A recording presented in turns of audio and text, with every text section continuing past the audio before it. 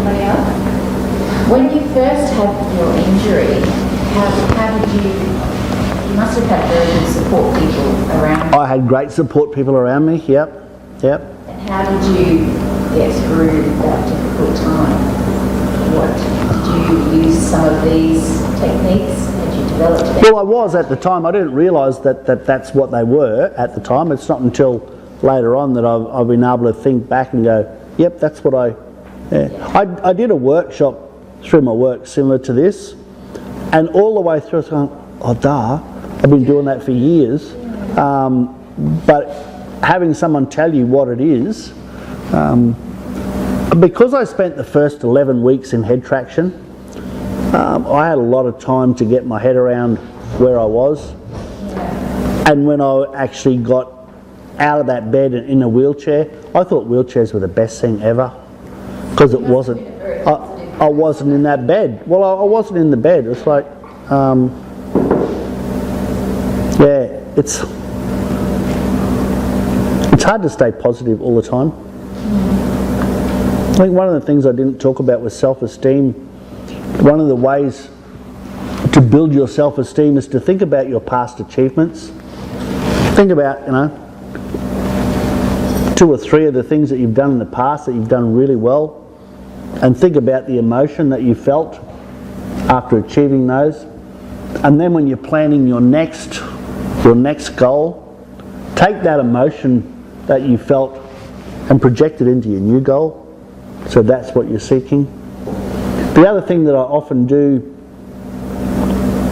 to help with my self-esteem is think about the things that didn't go well. I think, what would you want to think about what didn't work well for you? I don't focus on what didn't go well. I focused on how I recovered from that. So diving into a creek when I was 18 years old that I'd been to at least 100 times before, and knew it like the back of my hand, was not the smartest thing I've ever done in my life.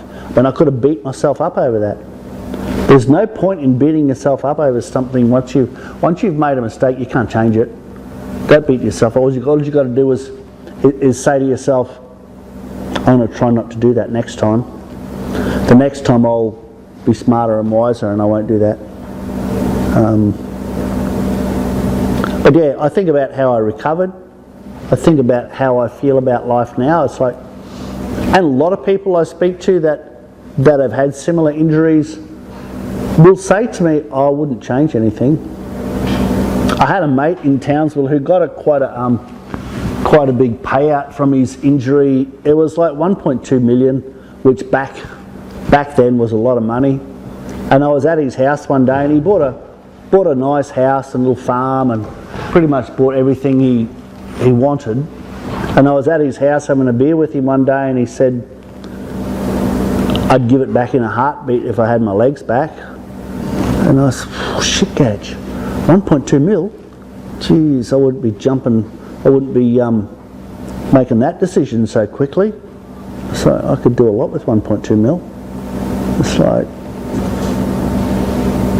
but that was his frame of mind. He was still caught up in how bad off he was. You can see positives in most things, and just train your mind to look for the positive.